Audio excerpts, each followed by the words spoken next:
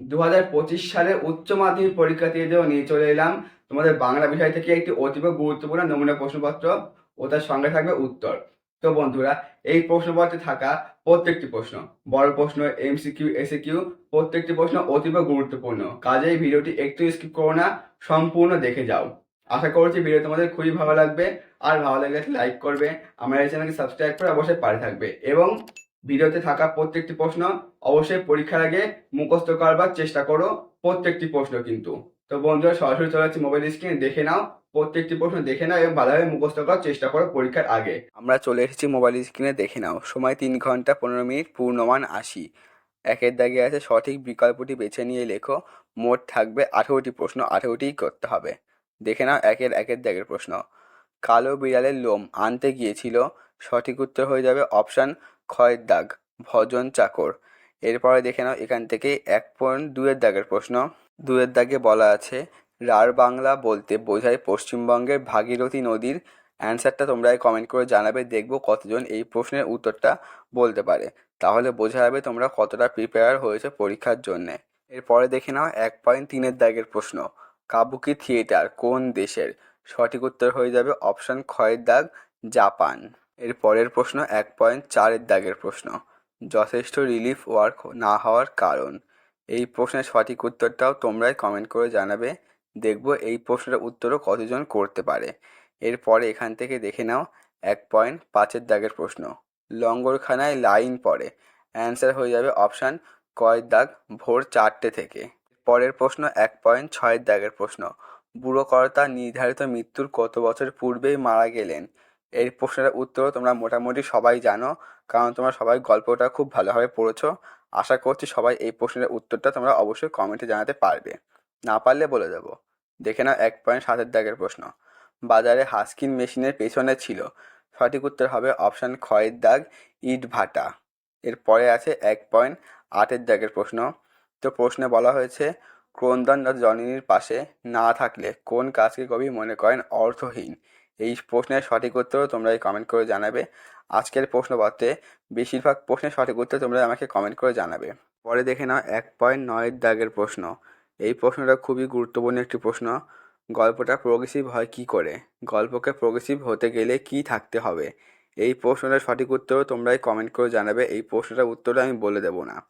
এর পরের প্রশ্ন দেখে নাও 1.10-এর প্রশ্ন। দেখে নাও 10-এর দাগে যে প্রশ্নটি বলা হয়েছে শিকার কবিতাটিতে মোট কয়টি পংক্তি আছে? সঠিক উত্তর হয়ে যাবে অপশান খয়ের দাগ, 37টি পংক্তি আছে। দেখে নাও এই প্রশ্নেরই একটি অথবা দিয়ে প্রশ্ন রয়েছে। অথবার প্রশ্নে বলা হয়েছে অমরের বুকের ছাতির মাপ হলো, সঠিক উত্তর হয়ে যাবে অপশান গয়ের দাগ, 32 ইঞ্চি। তো বন্ধুরা, এখানে একটু অপশানগুলো ভুলভাল হয়ে গেছে, তোমাদের এই প্রশ্নের সঠিক উত্তর হবে 32 ইঞ্চি। পরের প্রশ্ন দেখে নাও 1.11 দাগের প্রশ্ন। বলা হয়েছে গুরু নানক দ্বিতীয়বার বলি কান্ধারির কাছে গিয়ে মদনাকে কি বলতে বললেন? এই প্রশ্নের সঠিক উত্তরও তোমরাই কমেন্ট করে জানাবে। পরে দেখে নাও এখান থেকে 1.12 দাগের প্রশ্ন। 12 দাগে বলা হয়েছে মৃণাল সেনের প্রথম চলচ্চিত্র কোনটি?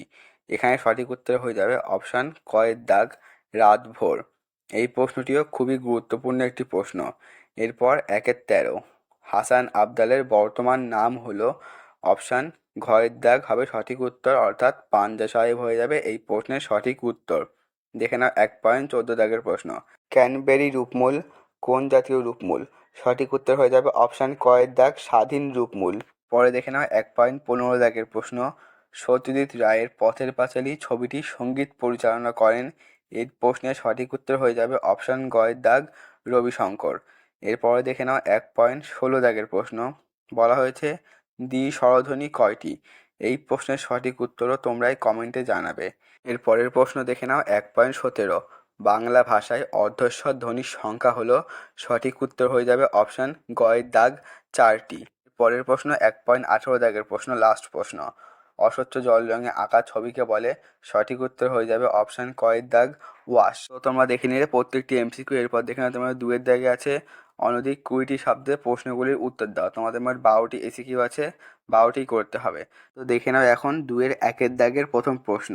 গায়ে তার মাটি জামা হয়ে দৃশ্যমান হয়ে ওঠে, কার গায়ে? কেন মাটি জামা হয়ে দৃশ্যমান হয়ে ওঠে? এখানে দেওয়া প্রত্যেকটি প্রশ্ন কিন্তু তোমরা ভালোভাবে মুখস্থ করে নেবে। দেখে নাও এরপর 2-2 দাগের প্রশ্ন।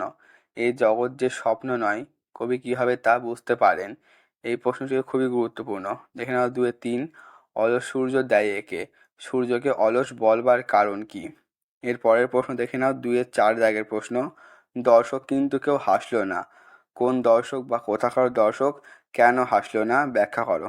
সব কিন্তু 1 মার্কের প্রশ্ন। দেখে নাও 2-5, রাজা রথরোহণাম নাটয়তি, এরকম লেখা নাট্যকর কোথায় দেখেছিলেন? এর বাংলা অর্থই বা কী? দেখে নাও এরপর 2-6 দাগের প্রশ্ন। সোনা ঝকঝকে লিমা কি? এই প্রশ্নগুলি কিন্তু প্রত্যেকটি গুরুত্বপূর্ণ। দেখে নাও 2-7 প্রশ্ন। বহুদিন জঙ্গলে যায়নি, জঙ্গলে না যাওয়ার ফলে কি হয়েছে? দেখে নাও এরপর 2-8 প্রশ্ন। সেই ভয়ঙ্কর সিনটা, এখানে কোন ভয়ঙ্কর সিনের কথা বলা হয়েছে? এই প্রশ্নটিও কিন্তু খুবই গুরুত্বপূর্ণ। দেখে নাও 2-9 দাগের প্রশ্ন। এত কষ্ট করেছি তবু হাসি পাচ্ছে না, বক্তা হাসানোর জন্য কি কি করেছেন ব্যাখ্যা করো। 1 মার্কের তোমাদের মোট 20টি শব্দে লিখতে হবে প্রশ্নের উত্তর। দেখে নাও 2-10, প্রধান ভাষাবিজ্ঞান আলোচনায় কয়টি শাখা ও কি কি?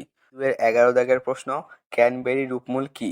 আর 2-12 দাগের প্রশ্ন হচ্ছে, প্রথম আধুনিক থিসিয়াস কোনটি? তোমরা দেখে নিলে মোট 12টি এসিকিউ গুরুত্বপূর্ণ প্রশ্ন, প্রত্যেকটি ভালোভাবে মুখস্থ করে নেবে। এরপর দেখে নাও 3-এর দাগে আছে, অনধিক 150টি শব্দের যে কোনো একটি প্রশ্নের উত্তর দাও 5 মার্কের। 2টি থাকবে, তোমাদের একটি লিখলে তোমরা এখান থেকে 5 মার্ক পেয়ে যাবে। দেখে নাও প্রথম 3-1 দাগের প্রশ্ন। পেটে ভাত নেই বলে উৎসব প্রেত হয়ে আছে, উৎসব কে? তার পেটে ভাত নেই কেন? সে কিভাবে প্রেত হয়ে আছে? এরপরে দেখে নাও 3-2 দাগের প্রশ্ন। মৃত্যুঞ্জয়ের বাড়ির অবস্থা শোচনীয়, মৃত্যুঞ্জয়ের বাড়ির অবস্থা শোচনীয় কেন? শোচনীয় অবস্থার পরিচয় দাও। এই দুটো প্রশ্ন থেকে যে কোনো একটি প্রশ্ন পড়লে তোমরা পরীক্ষা হলে কমন পেয়ে যাবে। দেখে নাও 4-এর দাগ। 4-এ আছে, অনধিক 150টি শব্দে যে কোনো একটি প্রশ্নের উত্তর দাও 5 মার্কের। এখানেও 2টি আছে, তোমাদের লিখতে হবে একটি। দেখে নাও 4-এর 1-এর দাগের প্রশ্ন। শিকার কবিতায় ভোরের পরিবেশ যেভাবে চিত্রিত হয়েছে তা নিজের ভাষায় লেখো। সেই পরিবেশ কোন ঘটনায় করুণ হয়ে উঠল? দেখে নাও এর পরের প্রশ্ন, অর্থাৎ 4-2 দাগের প্রশ্ন। আমি কি তাকাবো আকাশের দিকে বিধির বিচার চেয়ে? আমি কে? তিনি বিধির বিচার প্রত্যাশা করেন না কেন? পরিবর্তে তিনি কি চান? এখান থেকে 2টি প্রশ্ন পড়লে তোমরা অবশ্যই একটা প্রশ্ন কমন পেয়ে যাবে। দেখে নাও 5-এর দাগে, অনধিক 150টি শব্দে যে কোনো একটি প্রশ্নের উত্তর দাও। এখানেও তোমাদের 2টি প্রশ্ন আছে, লিখতে হবে একটি, একটি লিখলে তোমরা এখান থেকে 5 মার্ক পেয়ে যাবে। দেখে নাও প্রথম প্রশ্ন 5-এর 1-এর দাগ। তাই অনেক ভেবেচিন্তে একটা প্যাচ বের করেছি। এখানে তোমাদের প্রশ্নটা হবে প্যাচ বের করেছি। কে কোন প্রসঙ্গে এই মন্তব্য করেছেন আর আমরা কারা? এরপরে দেখে নাও এখান থেকে 5-এর 2-এর প্রশ্ন। আমি রোজ লুকিয়ে লুকিয়ে গ্রিন রুমে ঘুমোই চাটুর্য মশাই, কেউ জানে না। কোন নাটকের অংশ? বক্তা কে? তিনি কেন গ্রিন রুমে ঘুমোন? এখান থেকে 2টি প্রশ্ন পড়লে তোমরা পরীক্ষা হলে যে কোনো একটি প্রশ্ন অবশ্যই কমন পেয়ে যাবে। দেখে নাও এরপর তোমাদের 6-এর দাগে আছে, অনধিক 150 শব্দে যে কোনো একটি প্রশ্নের উত্তর দাও। 2টি আছে, 5 মার্কে লিখতে হবে একটি। দেখে নাও 6-এর 1-এর দাগের প্রশ্ন। তাদের অভিনয় দেখে আইনস্টাইন সাহেব অত্যন্ত উচ্ছ্বাসিত হয়ে অনেক কথা লিখেছেন।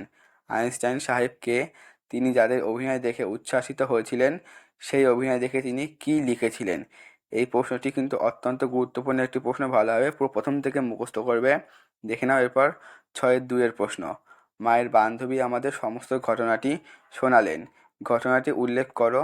ঘটনা শুনে বক্তার মনে কী প্রতিক্রিয়া হয়েছিল আলোচনা করো। 2টি প্রশ্নই খুবই গুরুত্বপূর্ণ, 2টি প্রশ্নই ভালোভাবে পড়বে। এরপরে দেখে নাও তোমাদের 7-এর দাগে আছে, অনধিক 150টি শব্দে যে কোনো একটি প্রশ্নের উত্তর দাও। 2টি আছে, লিখতে হবে একটি 5 মার্কের। তো এখান থেকেও দেখে নাও 7-এর 1-এর দাগের প্রশ্ন। জেলখানাটা পাহাড়ে 3 তলা সমান একটা হাঁটুর ওপর, কোন জেলখানা? সেখানে সাধারণ কয়েদিদের ওপর কী রকম অত্যাচার করা হতো? দেখে নাও 7-এর 2-এর দাগের প্রশ্ন। অমনি মনের মধ্যে গুনগুনিয়ে উঠল মায়ের কাছে শেখা গান, লেখক কী গান শুনেছিলেন মায়ের কাছ থেকে? কোন প্রসঙ্গে তিনি এমন উক্তি করেছেন? পরে দেখে নাও তোমাদের 8-এর দাগে আছে, অনধিক 150 শব্দে যে কোনো একটি প্রশ্নের উত্তর দাও 5 মার্কের। আছে 2টি, লিখতে হবে একটি। দেখে নাও 8-এর 1-এর দাগের প্রশ্ন। ফলিত ভাষাবিজ্ঞানে বিভিন্ন শাখাগুলি উল্লেখ করো, যে কোনো একটি শাখায় আলোচনা করো। এই প্রশ্নটিও কিন্তু খুবই গুরুত্বপূর্ণ প্রশ্ন। এরপরে দেখে নাও 8-এর 2-এর দাগের প্রশ্ন।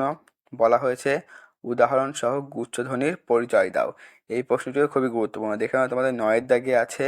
তো এখানে বলা হয়েছে অনধিক 150টি শব্দে যে কোনো 2টি প্রশ্নের উত্তর দাও। তোমাদের মোট 4টি প্রশ্ন থাকবে, লিখতে হবে 2টি, 2টির মানে কিন্তু 10।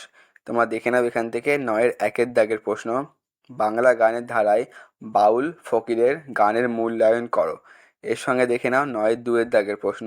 বাঙালি চিত্রকলার ইতিহাসে বাংলা লোকশিল্পের গুরুত্ব আলোচনা করো। এরপর 9-3 দাগের প্রশ্ন। বাংলায় চলচ্চিত্রের ধারায় পরিচালক ঋত্বিক ঘটকের অবদান আলোচনা করো। এর সঙ্গে সঙ্গে দেখে নাও 9-4 লাস্ট প্রশ্ন। 9-4 বলা হয়েছে বাংলার ক্রীড়া ঐতিহ্য ফুটবলের সূত্রপাত কিভাবে হয়েছিল। এই পর্বের ফুটবলের সঙ্গে কোন বিখ্যাত ব্যক্তির নাম জড়িয়ে আছে। বাংলা ফুটবলের কোন ঘটনা কিভাবে ভারতের জাতীয়তাবাদী আন্দোলনকে উজ্জীবিত করেছিল। এখানে এরপর 10-এর দাগে আছে নিম্নলিখিত যে কোনো একটি বিষয় নির্বাচন করে নির্দেশ অনুসারে কম বেশি 400 শব্দে একটি প্রবন্ধ রচনা করো। তোমাদের মোট 4টি প্রশ্ন থাকবে, লিখতে হবে তোমাদের একটি প্রশ্নের মার্ক কিন্তু 10। তোমরা যদি ভালোভাবে লিখতে পারো তোমরা কিন্তু এখান থেকে 10 নাম্বার পেয়ে যাবে। দেখে নাও প্রথম প্রশ্ন 10-এর 1 দাগ। প্রদত্ত অনুচ্ছেদগুলিকে প্রস্তাবনা বা ভূমিকাস্বরূপ গ্রহণ করে বিষয়ের গভীরে প্রবেশ করে পরিণতি দানের মাধ্যমে পূর্ণাঙ্গ প্রবন্ধ রচনা করো। বিতর্কের বিষয় পরিবেশ পরিষেবার অরণ্য। এর পরের প্রশ্ন দেখে নাও 10-এর 2 দাগের প্রশ্ন। প্রদত্ত সূত্র তত্ত্ব অবলম্বন করে একটি প্রবন্ধ রচনা করো। বিতর্কের বিষয় হচ্ছে নীরেন্দ্রনাথ চক্রবর্তী। তোমাদের প্রশ্নের জন্ম মৃত্যু সব দেওয়া থাকবে, তোমরা মোট বানিয়ে 400 শব্দে একটি রচনা লিখতে হবে। এরপরে দেখে নাও এখান থেকে 10-এর 3 দাগের প্রশ্ন। তো 10-এর 3 দাগে বলা হয়েছে দেখে নাও প্রদত্ত মানুষ মানচিত্র অবলম্বনে প্রবন্ধ রচনা করো।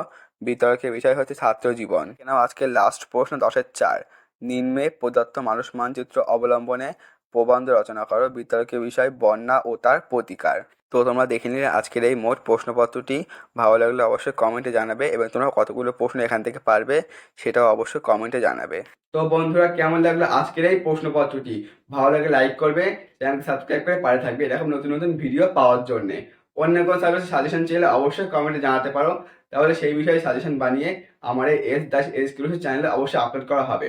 তো বন্ধুরা শেষ করছি ভিডিওটা এখানেই, দেখা হচ্ছে পরবর্তী কোনো ভিডিওতে।